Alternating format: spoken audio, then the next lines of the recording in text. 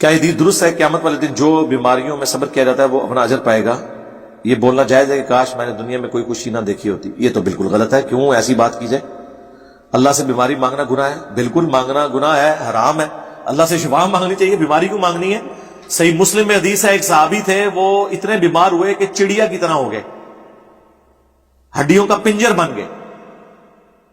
نبی علیہ السلام عیادت کے لیے گئے، آپ نے فرمایا تو اللہ سے کیا مانگتا ہے؟ حضور کو پتا چل گیا کہ اس نے کوئی کام ڈالا ایسا۔ انہوں نے کہا یا رسول اللہ میں تو اللہ سے ایک ہی دعا کرتا ہوں کہ جو تو نے مجھے آخرت میں عذاب دینا ہے نا دنیا میں ہی دے۔ استغفر اللہ۔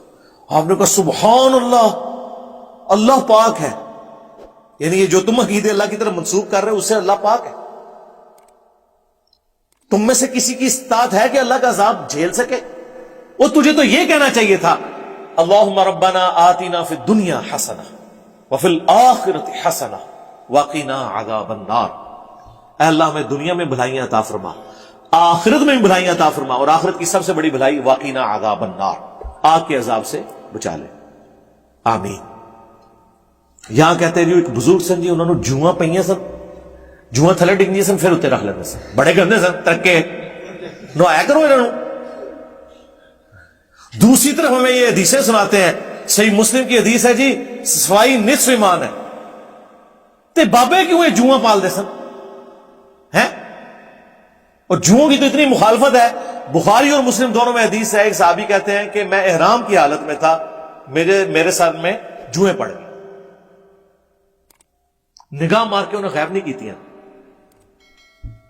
کہتے مجھے اتنی تکلیف، میں حضور کے پاس آیا اس حال میں کہ وہ جوئیں ٹپک رہی تھی، اتنے بڑے بال تھے ان کے تو ٹپک رہی تھی، تو حضور کو مجھ پر ترس آیا، آپ نے فرمایا جاؤ ٹینڈ کروا۔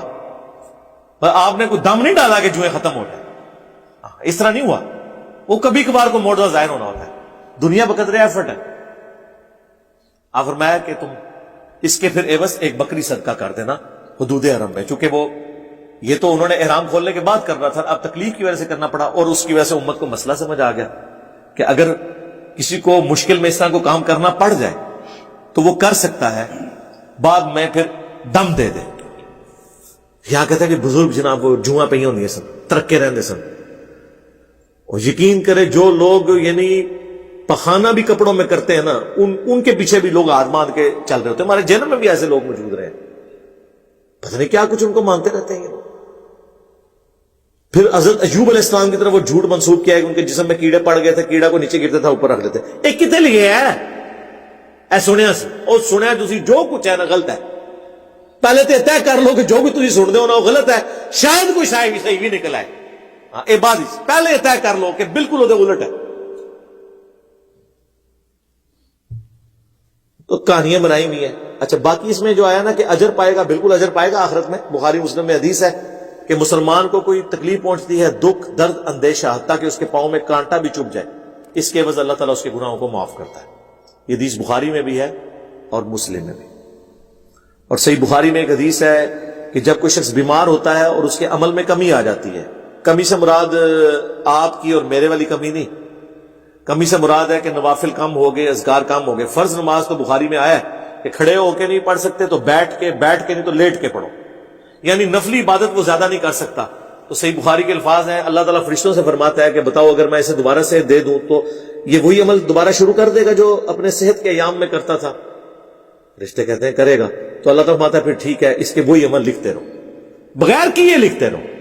یہ ہے اللہ کی رحمت۔ وَكَتَبَ رَبُّكُمْ عَلَى نَفْسِهِ الرَّحْمَةِ، تیرے رب نے اپنے اوپر خود واجب کر لیا ہے کہ ہر حال میں رحم کی روش اختیار کرے گا۔